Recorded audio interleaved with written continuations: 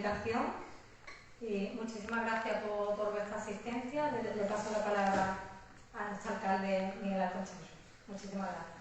Bueno, muy buenas tardes, compañeros de formación, que hay unos cuantos por ahí repartidos, nuestro comunista José Manuel Gardani, el servicio de vecino de Guadalajara, muchas gracias por estar aquí.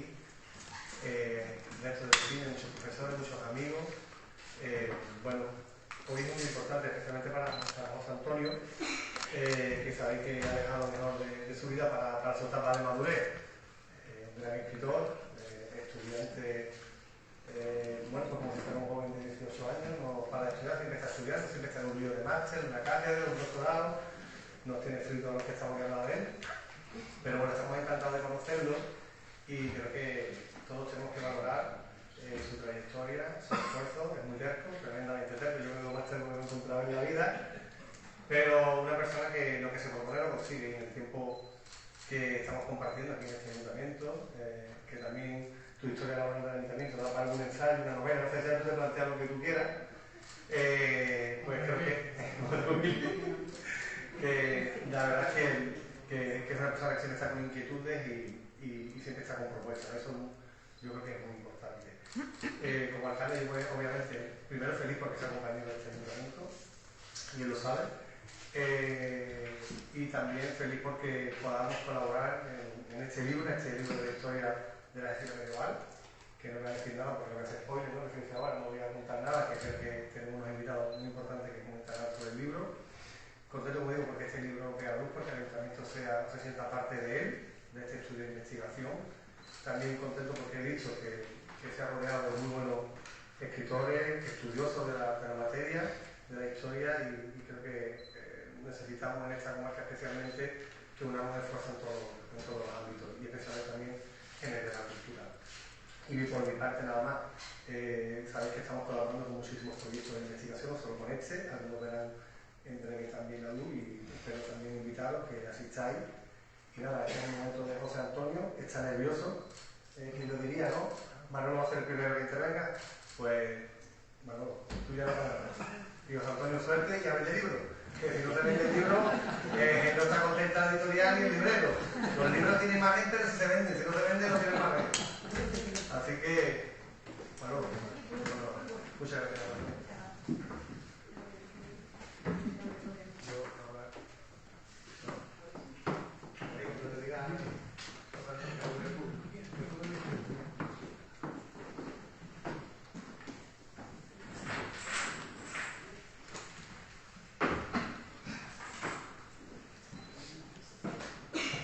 Aunque soy mejor hablador que lector, por la brevedad me he traído esta vez preparado un par de folios y así le doy paso después a José Antonio.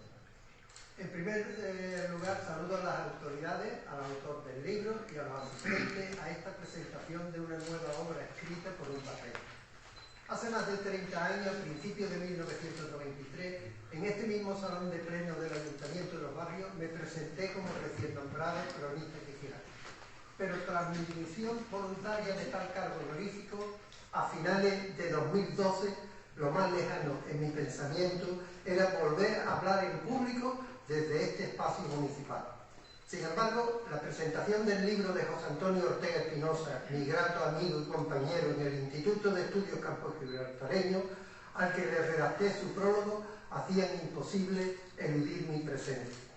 Hace algún tiempo quedé sorprendido cuando José Antonio me pidió que le escribiese un prólogo al libro, cuyo contenido todavía me era desconocido, pero sabía que correspondía a su tesis doctoral sobre la destrucción de Algeciras a finales del siglo XIV. Asunto histórico en el que no me consideraba un experto y pensaba que habríamos otros compañeros e historiadores con mayores conocimientos. Más asombro tuve cuando al leer la obra original advertí que el autor manifestaba allí una estima y agradecimiento hacia mi persona o mi actividad de antiguo cronista oficial de los barrios e historiador local o comarcal, sin duda exagerada. Es cierto que cuando alguna vez llamó a mi puerta para hacerme alguna consulta, se la abrí de par en par para informarle lo mejor que pude, pero es evidente que mis semillas han crecido en un terreno fértil que solo a José Antonio Ortega le pertenece. No es ningún mérito mío, sino de él, quien como buen labrador de textos narrativos e históricos ha sabido hacer crecer aquellas pequeñas semillas con su tesón y su capacidad de investigador histórico, redactando y revisando este libro que fue su tesis doctoral en la Universidad de Lleida, o Lérida, como antes también la llamábamos. Todos los que nos sentimos historiadores tomamos ideas y textos de otros que nos han precedido, unas veces para ratificarlos y ampliarlos, otras para debatirlos sin acritud y mostrar lo que nos parece incorrecto y es preciso revisar o corregir. Así es como los historiadores hacemos avanzar el conocimiento veraz y objetivo de la propia historia. Hoy el protagonismo le corresponde a su autor. Por ello voy a ser lo más breve posible en mis palabras y evitaré leer el texto íntegro que escribí como prólogo del libro, que tendréis oportunidad de consultarlo cuando esté en vuestras manos.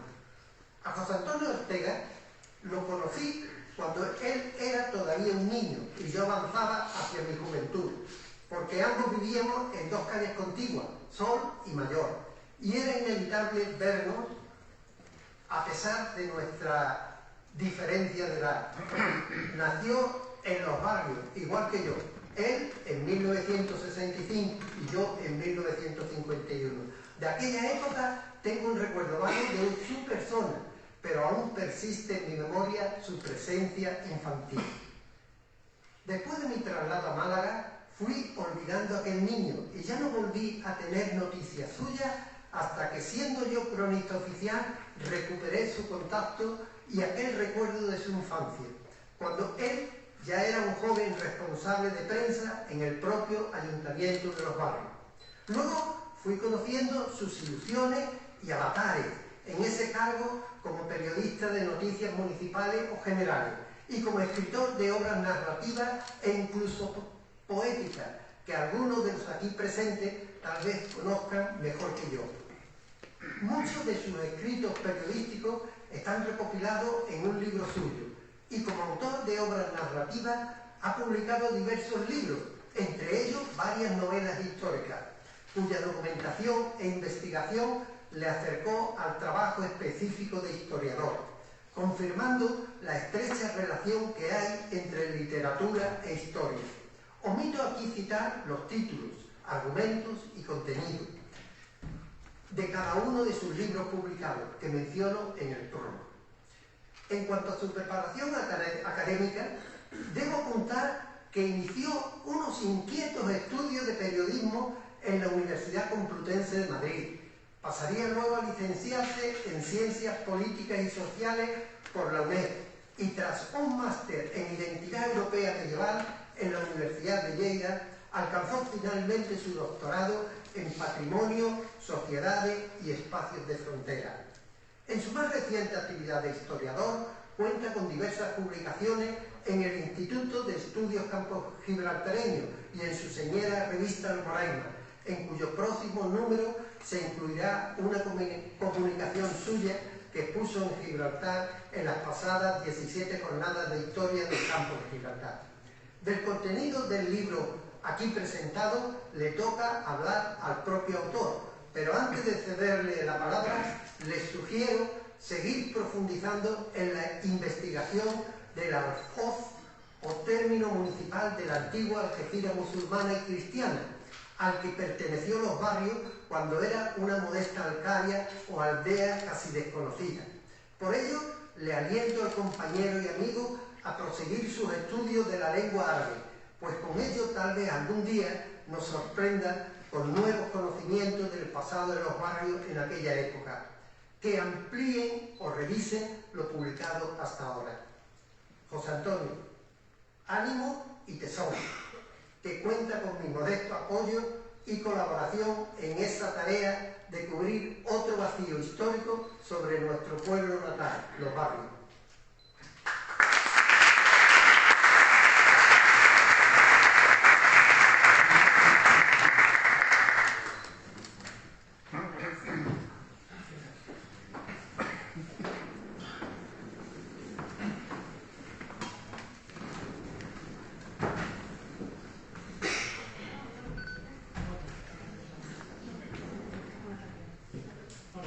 estáis.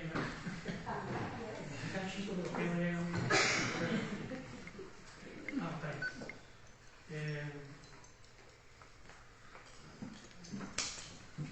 Pues buenas tardes a todos y a todas. Como siempre en estos actos hay que empezar por los agradecimientos. La lista es larguísima y nada más con eso ya tendría para un buen rato. Pero quiero empezar por darle las gracias a Manolo Álvarez por el prólogo de este libro, porque para mí siempre Manolo ha sido un referente como persona y sobre todo como referente intelectual, ¿no? Como conocedor de la historia de la comarca y de los barrios, de los calles y de la comarca. Dice que él no es un experto en la materia de este libro, pero yo estoy convencido de que sabe mucho más que muchos que se tienen por expertos en este tema. Y además este libro debe mucho a él, y bueno, ya luego cuando vaya un poco en la exposición pues haré algunos apuntes, ¿no? Quiero dar las gracias también al alcalde, a Miguel Alcochel y al Ayuntamiento de los Barrios por el apoyo que me ha brindado y el respaldo, porque sin el apoyo del Ayuntamiento este libro tampoco habría sido posible. Y por supuesto él sabe que yo estoy eternamente agradecido. A los compañeros del Instituto de Estudios Campos Gibraltareños que me abrieron la puerta como uno más, yo a veces me he sentido como una especie de impostor, ¿no? Que llega allí, que no se dedicaba a la historia y de pronto se ha metido allí, ¿no? Pero al contrario, yo soy una gente estupenda, me abrieron la puerta de par en par y me siento muy bien acogido y he aprendido mucho de mucha de la gente que forma parte de la sección de historia. Muchos están aquí citados, además también en esta obra, porque han tocado el tema de la gestión de la comarca, y en fin. A mi mujer, no quiero olvidar de mi mujer porque si no luego me regaña, porque si no fuera por ella yo tampoco podría dedicarme todo el tiempo bueno, no todo el tiempo obviamente, pero no podría dedicarme el tiempo que le dedico a mis menesteres intelectuales, ¿no? Entonces, además ya sabéis que yo la quiero mucho y que está siempre ahí, ¿no? Y por supuesto ahora todos los que habéis venido aquí a echar el ratito, a aguantar el tirón. Espero hacerlo lo más rápido posible y a menos, porque además me van a tomar una cervecita en el casino cuando termine. Bien, este libro es el resultado, como se ha comentado, de una tesis doctoral, una investigación histórica, y esa investigación tenía tres objetivos fundamentales.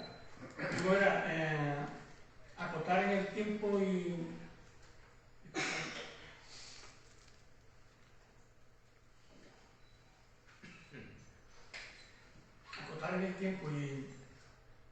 fundamentar la adaptación de la destrucción de las espinas medievales.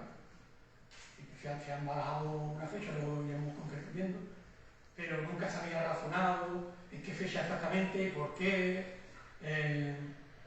tampoco se había abundado en las causas, simplemente nos habíamos quedado con una mención que hizo en su día en Jaldú, un cronista tunecino que vivió en Granada y tal, y le dio por decir una franja muy larga, de 10 años, y ahí se quedó la cosa, ¿no?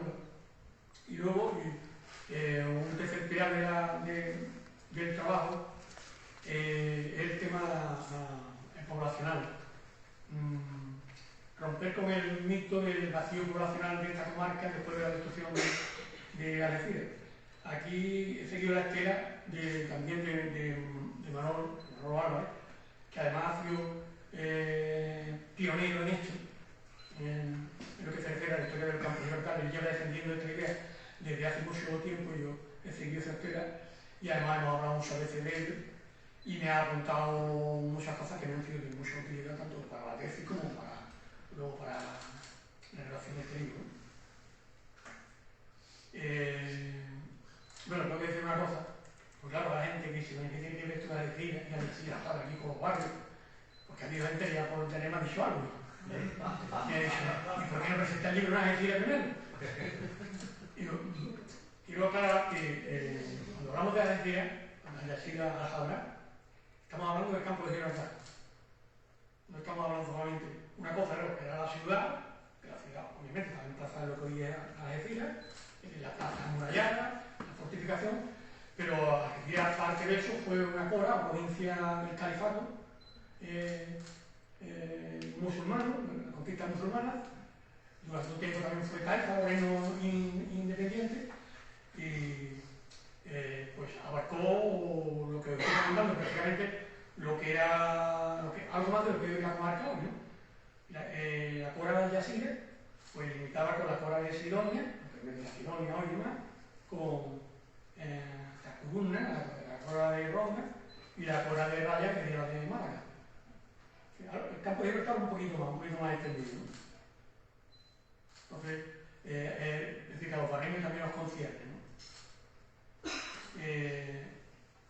Esta cora tenía tres ciudades muy importantes, que eran la ciudad de Alhambra, que luego sería, esto voy a decir en castellano, Tarifa, y Gibraltar. Aparte de estas tres ciudades importantes, también tenía otras ciudades fortificadas, como Mena o Castilla, pero aparte de eso, tenía numerosas poblaciones rurales, sobre todo alcaldías. Alcaldías eran poblamientos rurales del pueblo, ¿no? Bueno, este mapa se ven algunos. Mucha de la toponimia que hoy tenemos aquí, por ejemplo, en nuestro término municipal, tiene su origen en la época esta islámica, ¿no? Y además esto no solo ocurría aquí en esta zona del Reino de Granada. En otras zonas del Reino de Granada, aparte de lo que era, por ejemplo, la zona de Granada estaba la capital, pero luego estaba rodeada de muchas alcaldías que era un poblamiento. Y no sé, alrededor de Granada hay como unos 300 alcaldías, ¿no? Bueno, Algeciras Alhambra, no siempre, pero durante un tiempo perteneció al reino nazarí de Granada, que fue, digamos, el último reducto de la presencia musulmana en la península ibérica, y que no se terminó de conquistar hasta 1492, ya con los reyes católicos. Nosotros empezamos, la etapa que nosotros abordamos en el libro, aunque nos centramos sobre todo en la conquista y luego el abandono y la destrucción, pero claro, hacemos, digamos, un recorrido antes, ¿no? Sobre cómo se llega a la conquista, la Algeciras y demás. Y nosotros nos centramos sobre todo a partir del último cuarto del siglo XIII, que es cuando además se produce la presencia de los meriníes o benimerines norteafricanos en la península ibérica, que además se establecen en Algeciras Alhambra y en otras partes del sur de la península, en Ronda, en Marbella, y ahí, digamos, establecen su base porque ellos venían a repetir lo que ya habían hecho los almorávides y los almohades anteriores, otra invasión musulmana, ¿no? Lo que pasa es que no llegaron a tanto, al final, ¿no? Pero es verdad que la presencia meriní sí que marcó como ninguna el destino de Algeciras, no solo porque robusteció a Algeciras y la engrandeció, sino porque después le buscó la ruina, vamos, ¿no?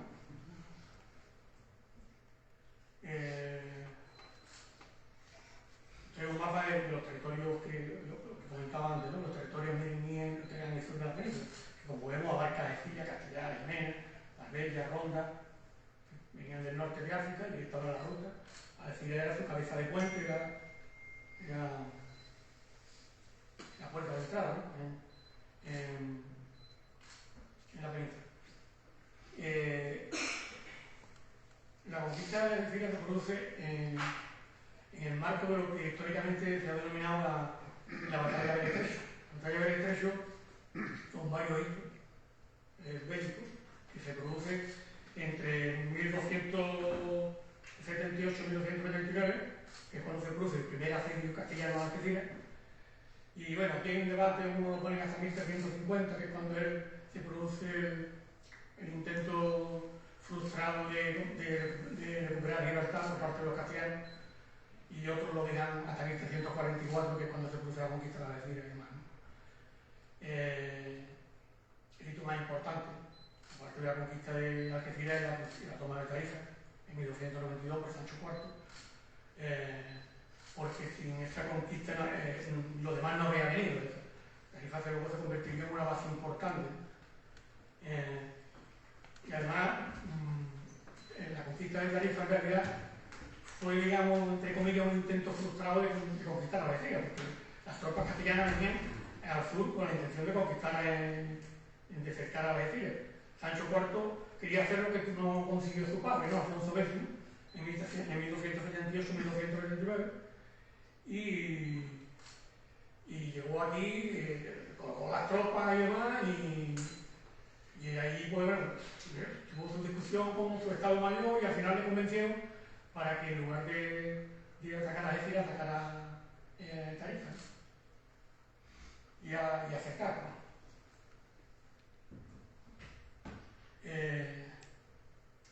Disculpadme, ¿cómo es esto? Creo que estoy hablando mucho.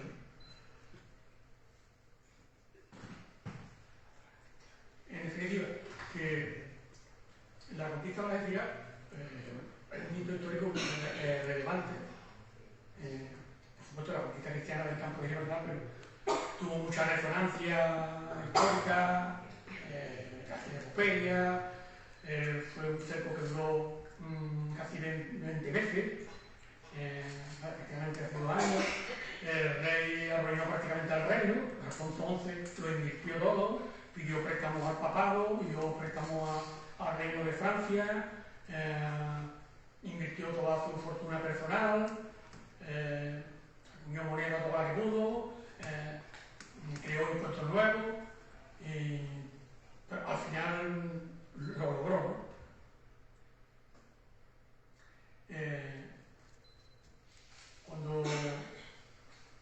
Cuando hablamos de conquista en la Edad Media, la conquista no es solamente lo que es la batalla, el hecho bélico. La conquista es un proceso que empieza con los preparativos de la operación, de lo que son las operaciones militares, con las alianzas, y que no culmina hasta que no se produce lo que luego son la repoblación y la colonización de los territorios. Es decir, un territorio se puede conquistar, pero si tú luego lo repueblas y lo colonizas, pues la conquista se queda coja, ¿no? Aquí en Algeciras, en 1344,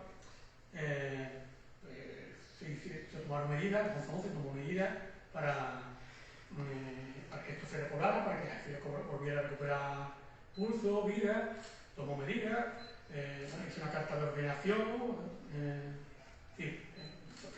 crear el gobierno de Algeciras, ¿no? El nombramiento de quienes iban a regir Algeciras, creó la diócesis de Cádiz y Algeciras, aunque esto hay gente que no lo discute, pero bueno, creó la diócesis de Cádiz y Algeciras, incluso trasladó a la fe un tiempo a Algeciras, y en fin, hubo numerosas medidas que se tomaron, pero es verdad que no consiguieron cuajar, porque, bueno, aquí digo, ¿no? Entre otras cosas, era el aislamiento y la lejanía del territorio.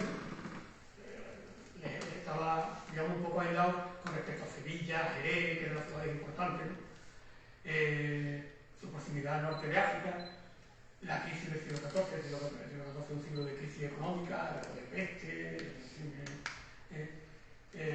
los conflictos civiles en Castilla. Es muy importante, Castilla se ve inmersa en una guerra civil por la corona, y luego, esto lo añado yo en mi análisis también, pues el nuevo papel que tuvieron aquí en lo que es la colonización y la repoblación del territorio de las órdenes militares y la no señorialización del espacio, ¿no?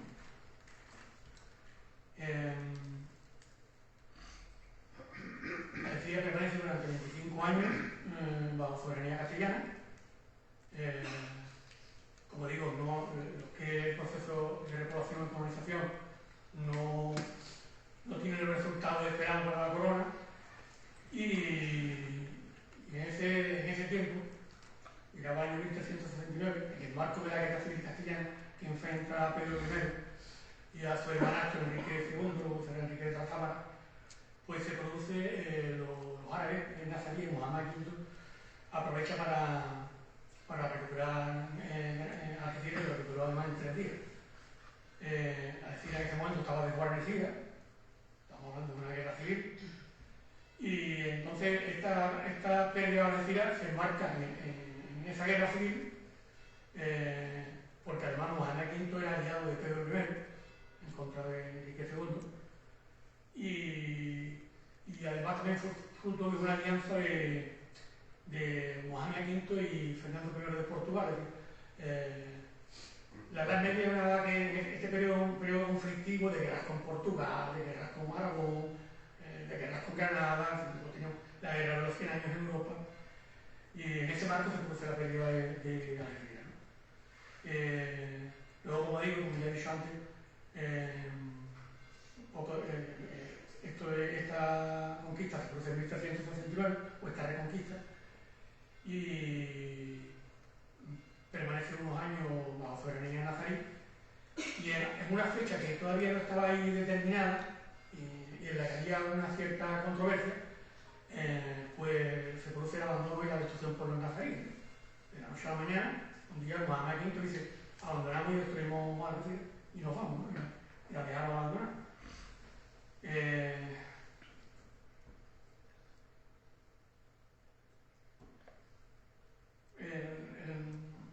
El abandono y la destrucción de Algeciras es, digamos, la cuestión principal, es una de las cuestiones principales que abordamos en el libro, ¿no?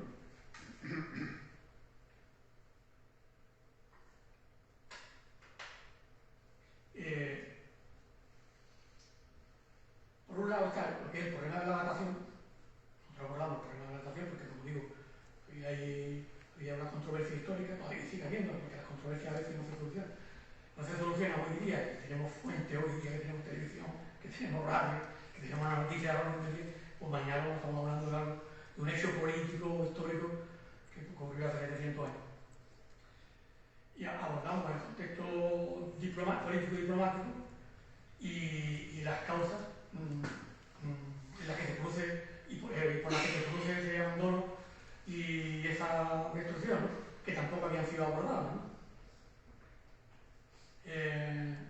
Normalmente siempre se ha barajado, bueno, por lo que dijo de Calvo, que se produjo entre 1378 y 1388, había prácticamente casi un consenso en que el abandono se produjo en 1379, unos 10 años después. ¿Vale? Torremocha, por ejemplo, pues lo comenta. Torremocha no hace sino seguir la estela de otros autores.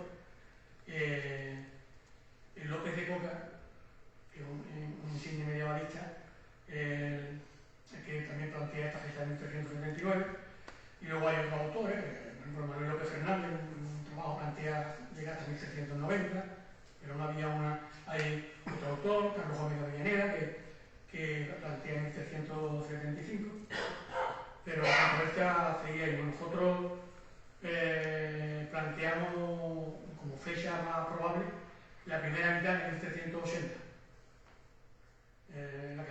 fecha en la que se pudieron producir ambos hechos, tanto el abandono como la destrucción. ¿Qué hacemos nosotros para esto? Porque claro, es verdad que estamos en un terreno muy delicado porque hay muy escasa documentación, tenemos que hacerlo a través de referencias cronísticas y a través de documentos, pero yo aquí lo que he seguido es una pauta. Siguiendo también la estela de López de Coca, porque López de Coca cuenta esa estela, pero él no la continúa, ¿no? Yo, analizando la documentación histórica, sobre todo la documentación del Reino de Granada, pues advertí un patrón, a medida que se puede hablar de patrón, porque no estamos en matemáticas, ¿no? Estamos con sus excepciones, y ocurría que el sultán de Granada, cuando era rey de Granada, de Algeciras también, normalmente se intitulaba como tal en los documentos. Y lo comparaba esto a través de otra fuente, y efectivamente cuando Algeciras, a través de otra fuente, sabíamos que estaba bajo soberanía nazarí, pues el rey de Granada, efectivamente en sus cartas se nombraba como rey de Granada, Almería, Málaga, Gibraltar y Algeciras. Y ocurría también, o se ve también, que en aquellos periodos en los que efectivamente sabíamos que Algeciras no estaba bajo soberanía nazarí, porque no lo estaba, lo sabemos, como por ejemplo en el periodo 1344-1369, porque estaba bajo soberanía castellana, pues el sultán de Granada se nombraba rey de Algeciras. Luego, no tenía teníamos que buscar en qué espacio deja definitivamente el rey de Granada de intitularse rey de Algeciras, ¿no? Entonces, digamos que hemos utilizado este método, en cierto modo, además de otras fuentes, ¿no? Correcto, otras referencias, y eso nos ha permitido, digamos, delimitar esta franja que digo, ¿no? Esta primera parte del año 1380. ¿No? Todo esto siempre, yo admito que estas cosas en la historia, sobre todo en la historia medieval, además en la historia medieval de Algeciras, así está cogido con pinzas. Porque si mañana te aparece por ahí una inscripción o no sé dónde, ¿me entiendes? Que te pueda rebatir esto, ¿no? No lo creo.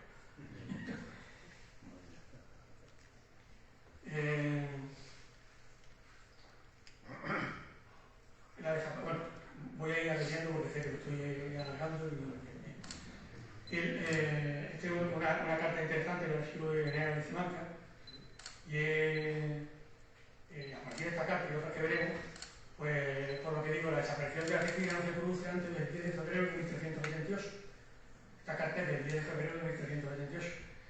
En esa fecha, el Enrique Granadino, príncipe de los creyentes, en una carta que dirige Enrique II de Castilla, además de una carta de Granada, Málaga, Almería, Guadillo, Roz, Baza, Ronda y Gibraltar, se titula Rey del territorio algecireño. Y no sé, y tampoco pensamos que después del 14 de septiembre de 1780, que es el último documento que encontramos en el que se titula, ya no, al menos yo, todo lo que he podido decir humanamente, lo que es humanamente posible, pero no lo puedo abarcar todo. Todo lo que yo he podido mirar y ojear, ya no aparece ninguna vez más a partir de esta fecha. Esta es la última, en la que el sultán de Granada deja ya definitivamente de llevarse rey de Algeciras.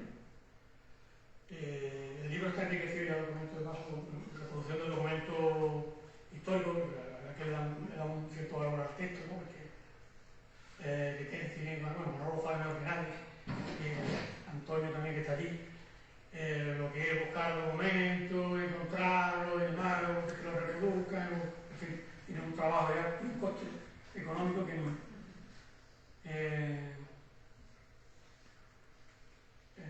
bueno, esto es lo mismo que os decía antes, ¿no? Son cartas en las que uno ve cuando se intitula y cuando no se intitula. No quiero ser pesado ya con este tema. Esto es lo que os he comentado antes. Reproduzco algunos de los documentos de los muchos que yo he cotejado de fechas anteriores y de fechas posteriores para seguir ese patrón, ¿no? Este de 1321, esto de 1371. ¿No? Todo esto es del archivo de la Corona de Aragón, que es un archivo riquísimo, ¿no? Y además muy bien gestionado. Entonces, como decía, nosotros entendemos que el abandono y la destrucción no se producen antes de la primera mitad de 1380, basándonos sobre todo, aparte de todo lo que he comentado, en el contenido de dos cartas. Una carta de Mohamed V a Pedro Muñiz, que era adelantado mayor de la frontera y maestre de Calatrava, el 12 de diciembre de 1300, suponemos que es una carta de 1379, lo suponemos no porque es un actor, sino porque por otros hechos, y porque esta carta tiene el margen de que está la fecha pero no está el año. Pero todos los hechos que se narran en la carta indican que es 1379, no hay duda. Y otra carta de Mohamed V a Alfonso Yáñez Fajardo, alcalde entre moros y cristianos, del Reino de Murcia del 3 de agosto de 1780. En ambas no se intitula Rey de Algeciras, pero sí de Gibraltar y las dos se pueden datar por su contenido en 1379 la primera y en 1380 la segunda, teniendo en cuenta los incidentes fronterizos a los que se refieren ambas cartas, la fecha de los nombramientos de Pedro Muñiz y Fajardo, la alusión a Gibraltar, que no es tomada por los nazaríes, en 1374, y y el hecho de que el 20 de agosto de 1379, cuando Castilla y Granada firman nuevamente paz. No tiene sentido estar negociando paces como entre Castilla y Granada y que 3 días antes tú vas a destruir a Algeciras que no tenía mucho, no era una fecha más indicada. En el momento de negociación entre los ambos reinos, por una decisión que además Castilla sigue reclamando, ¿no?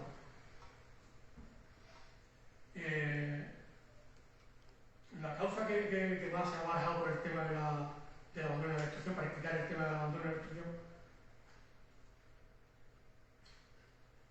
una causa muy pobre además, eso fue a mí lo que me llamó la atención cuando yo me metí en este berenjenal, es que me estoy pensando, bueno, pues un día por la mañana Mohamed V se levanta y dice, Algeciras es muy complicada de defender y no la puedo defender, pues la destruyo y la abandono. Me quedo con Gibraltar, que ya la tenía. A mí me parecía, como razonamiento histórico, me puede valer como una parte de las causas, pero luego necesita una explicación algo más profunda. A mí, por ejemplo, a mí no me cuadra de otra cosa, porque este es un periodo precisamente de paces. Es decir, después de 1350 hay un periodo continuo de paz entre Castilla y Granada. Salvo incidentes puntuales fronterizos que se producen en toda la zona de la frontera, muy pocas aquí, precisamente aquí. Sobre todo las referencias de incidentes fronterizos son en la zona de Jaén, Murcia, muy pocas aquí en la comarca. Entonces, Algeciras en ese momento no estaba amenazada, tan amenazada como para que de pronto Mohamed V, que teniendo en cuenta el simbolismo, la importancia que tenía Algeciras, que es como la joya de la corona, ¿no? Pues de pronto dijera, ¿no? La abandono, y además por Gibraltar, que Gibraltar, en contra de lo que uno dice, y describiendo Gibraltar era, parecía un reducto imposible de defender, pero Gibraltar era como dice que todo un texto aquí de Iñal Jatí, ¿no? Gibraltar brilla como excelente, y Iñal Jatí era un historiador granadino y además visir, primer ministro, una gran figura de la historia de Granada, ¿no? Gibraltar brilla con excelentes cualidades, sin embargo se encuentra mal aislada, carece de manantiales, por lo que es necesario recoger el agua de lluvia aún para beber y la azotan fuertes vientos impregnados, tiene una visibilidad. Es decir, que no era el lugar idóneo para hacer el cambio, para decir tú, renuncio a decirlo porque ya me quedo con Gibraltar y Gibraltar es... No. Entonces yo, lo que propongo en esta obra, que proponía en mi tesis, razonadamente, es que no es que estas causas no influyeran, obviamente. Porque es verdad que Algeciras era una ciudad grande, costosa para defender, como todas las ciudades, que estaba cerca, estaba en una situación ahí, pero que hubo otra razón, es decir, fue también fruto de un cambio en la política exterior del Reino de Granada, ¿no? Un cambio de geoestrategia, ¿no? Mohamed V fue un gran monarca, un gran sultán. Granada vivió su época de mayor esplendor con Mohamed V y todos los crónicos lo definen además como un gran estratega, ¿no?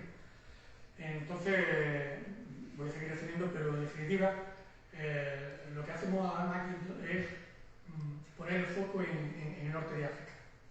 Él comprende ya que lo que es el mundo islámico en la península ya tiene poco que hacer. Una resistir, y resistieron bastante, ya era mucho. Y entonces, lo que hace es darle, hasta esa fecha, los que habían tenido influencia aquí habían sido precisamente desde el norte de África aquí, es decir, los merimíes, por ejemplo, eran parte del ejército grenadino, estaba formado por los voluntarios de la fe que venían de Marruecos, tenían una gran influencia política y militar. Mohamed V rompe con eso. Se carga, asume el mando del cuerpo de voluntarios de la fe, quita todos los mandos de los merimíes, es decir, de los norteafricanos.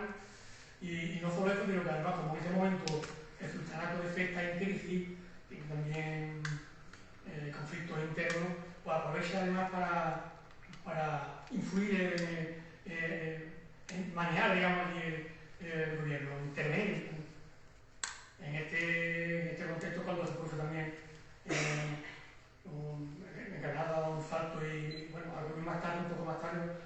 también conquista Ceuta. Es verdad que duró poco la experiencia, pero es decir, lo que hay es un cambio de geoestrategia, ¿no? Hablando de la partida de ajedrez, pues lo que hace Mohamed V, sacrificamos a Algeciras, pero vamos a intentar equilibrar controlando nosotros el norte de África, porque al final todo esto era controlar el exceso de libertad. Todo esto que viene en la diapositiva lo que estaba comentando, en definitiva, una vez que Algeciras ha abandonado la destruida, Algeciras ya no se recupera. No se recupera lo que es la población urbana.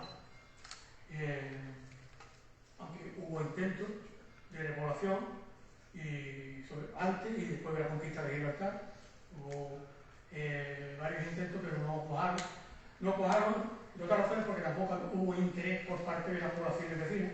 Jerez no tenía ningún interés, ejerció la capitalidad, digamos, de lo que eran las diócesis. Jerez tenía intereses en todos lados, aquí también.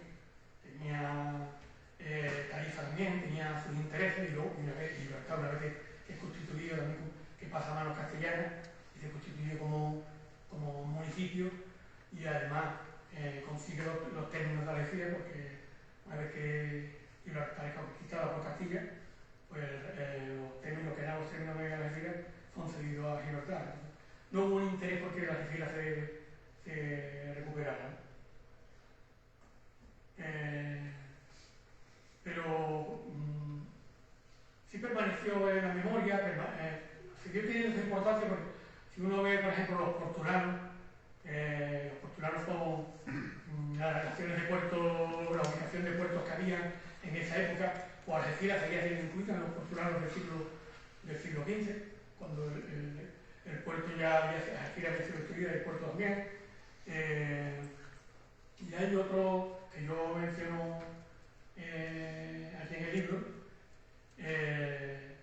además Algeciras medieval, y lo digo también con la prudencia con la que uno puede hacer esas afirmaciones, porque siempre hay debate, tuvo incluso su escudo medieval, que yo creo que también es de ese periodo, desde el siglo XV, coincidiendo con estos intentos de revitalizar la ciudad que al final no fructificaron, ¿no? Se ve aquí, esto me lo hizo Bernardo Martín, claro. Yo le di la idea al inicio más o menos, le hice el documento y me llega una. Y ya que llegamos a la parte que hablaba al principio, y que llegamos a la otra cuestión importante del libro, que es el tema poblacional, que también es de lo más interesante, que se ha vendido el mito aquí, pues de que después de que desapareció Algeciras, esto quedó como territorio yermo y que aquí no había ningún arma, y que aquí ya esto empezó a tomar vida prácticamente hasta finales del siglo XVII y a principios del siglo XVIII, y que luego ya con la conquista de Gibraltar, pues ya nacieron los municipios de los barrios, San Roque y demás. Yo creo, y bueno, trato de demostrarlo en el libro, que eso no es exactamente así, que lo que es el territorio algecireño, e insisto, cuando hablamos del territorio algecireño, estoy hablando de los barrios también, estoy hablando de San Roque, estoy hablando de parte del campo de Gibraltar, pues mantuvo núcleos de población rurales, y tenemos varios indicios más que fundados de que es así, ¿no? Incluso documentales, ¿no? Sobre todo ya posteriores, obviamente, a la conquista de Gibraltar. Yo concepto que incluso antes, ¿no? Pero sobre todo documentado ya, después de la conquista de Gibraltar, hay documentos más que sobrados, ¿no?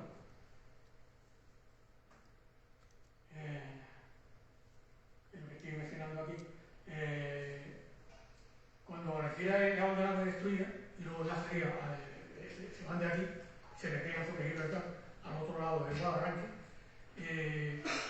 el territorio de Algeciras prácticamente empezó a ser ocupado o explotado por Tarifa, por Jerez y por Medina Sidonia, pero sobre todo por Tarifa y Jerez.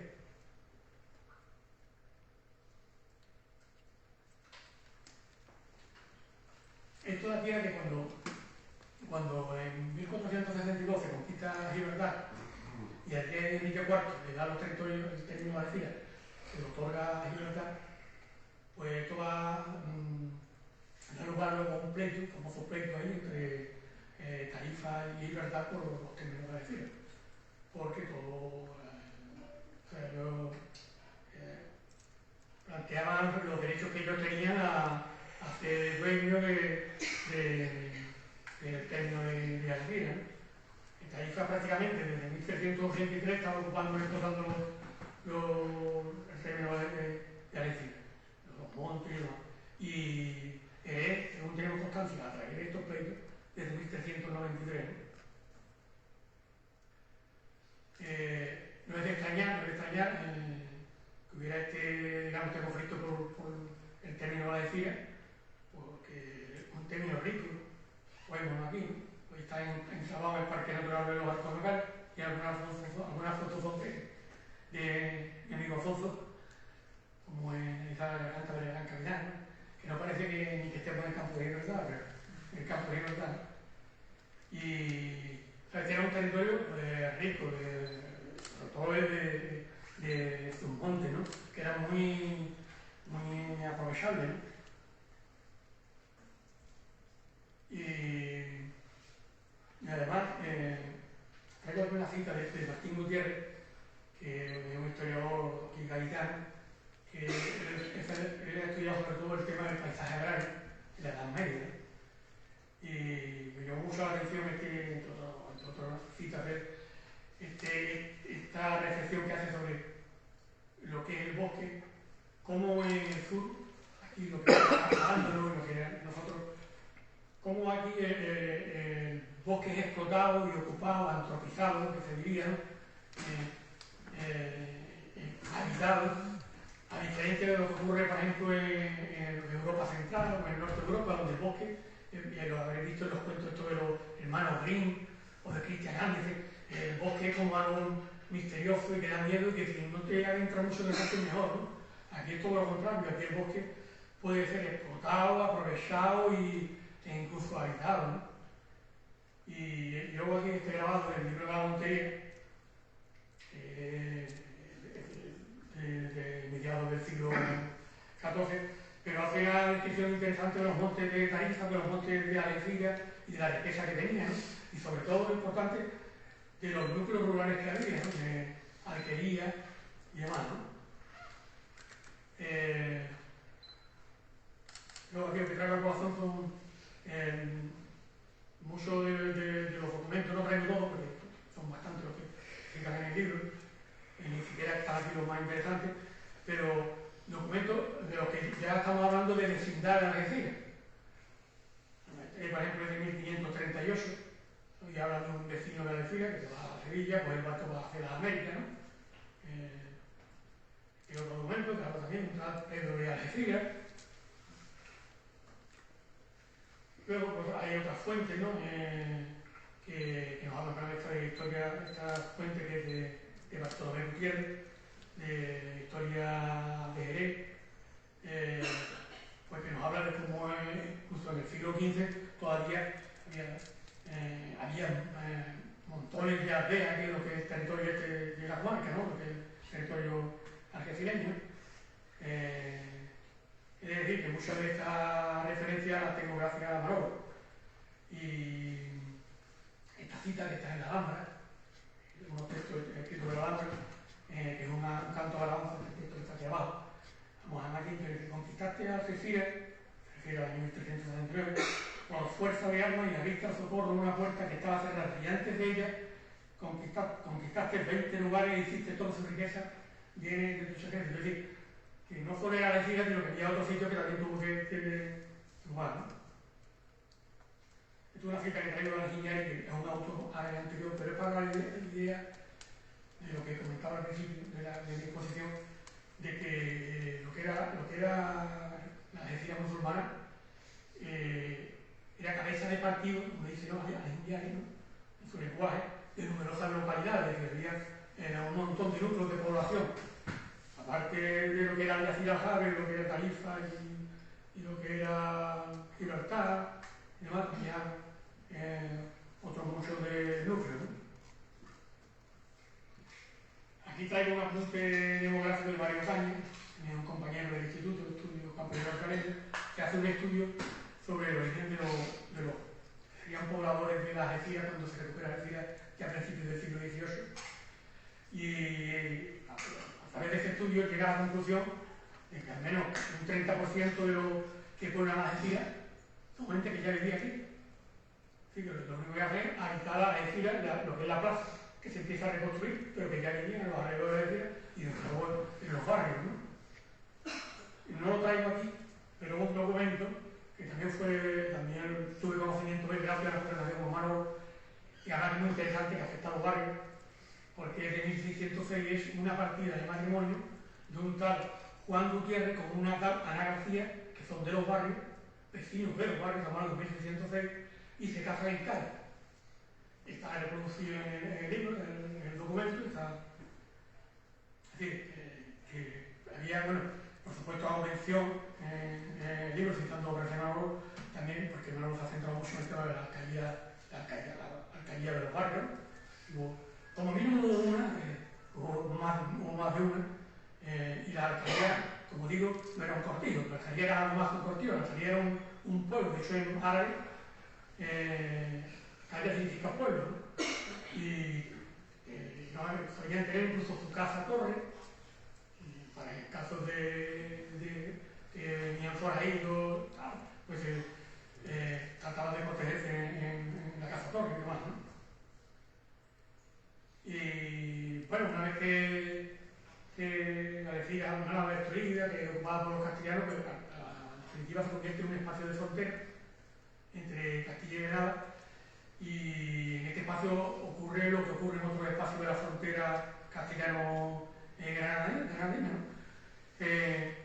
Hay un mito por ahí, la gente se piensa, mucha gente, ¿no? Porque que la Edad Media era un periodo de constante guerra, un periodo muy ocurrente, todo oscuro, muy negro, de brujas, de guerra, no exactamente así. También se piensa que bueno, hasta hace mucho ya hay historiadores que lo niegan, ¿no? Que la frontera castellano-granadina eso era siempre estaban en armas, que siempre estaban enfrascados en lucha y nada más lejos de la realidad. Hubo muchos periodos de paz y además estos periodos de paz eran regulados y eran reguladas las relaciones comerciales, se conocían relaciones comerciales entre moros o cristianos. Como no quiero aburrir mucho más, aquí traigo alguna textos, ¿no?, que confirman esto que estoy diciendo sobre la relación entre moros y cristianos. Esto es también de los famosos pleitos que mencionaba antes, y habla de cómo se arrendaban como cristianos de los moros de verdad y los cristianos que estaban por aquí, pues se arrendaban territorio, ¿no? Eso no quiere decir que se peleaban, ¿no? Sí, claro. Y esto es un gráfico en el que sintetizamos cómo eran las relaciones comerciales en la zona fronteriza de Granada en general, ¿no? Normalmente la actividad comercial en la zona de frontera, la actividad más importante podría ser sobre todo la ganadera, por eso estaba allí. Aquí había muchos pastos y mucho eso, y cuando se agotaban los de allí, pues ocupaban también esto y explotaban esto, ¿no? Y Tenerife igual, ¿no? Y como decía, estas relaciones se regulaban a través de pastos. A veces los pastos eran incluso locales, no eran solo pastos entre el rey de Castilla y el rey de Granada, eran pastos entre las autoridades locales. La de Libertad por un lado y la de Tarifa, por ejemplo, por otro, ¿no? La de y de hecho había un puerto seco, Alcalá de los Azules fue durante un tiempo un puerto seco. Un puerto seco era lo que llaman un sitio de intercambio, es decir, se definían sitios donde eso no quiere decir que hubiera contrabando, que la gente hiciera lo que diera la gana por otro sitio, obviamente, pero que era un sitio centralizado donde se producían los intercambios, ¿no? Y normalmente estos pastos, estas tregua eran supervisadas por lo que eran los alcaldes mayores, entre moros y cristianos se llamaban, que resolvían los pleitos, los litigios. Para los granadinos se llamaban jueces entre reyes, y a veces también por ejemplo, Jerez se llamaban vistas entre moros y cristianos. Y por fin, yo voy a terminar. En definitiva, estas son las conclusiones que el abandono de la destrucción de Algeciras debió producirse en la primera mitad de 1380, entre el 12 de diciembre de 1379 y el 3 de agosto de 1380, que ambos hechos no son debidos a que la ciudad estuviera amenazada por Castilla en tiempos de paz. A partir de 1370 la política exterior castellana se europeiza y deja de centrarse en la lucha contra los musulmanes. Durante esos años la monarquía castellana estará muy ocupada en atender otros asuntos mensurales y cuestiones a nivel interno, ¿verdad? La amenaza sobre la ciudad y las dificultades para su defensa no bastan como explicación. El abandono y la destrucción son consecuencia de una decisión sopesada y calculada por parte del sultanato nazarí relacionada con un giro en su política exterior y respecto a Marruecos. Después del abandono y la destrucción de Algeciras,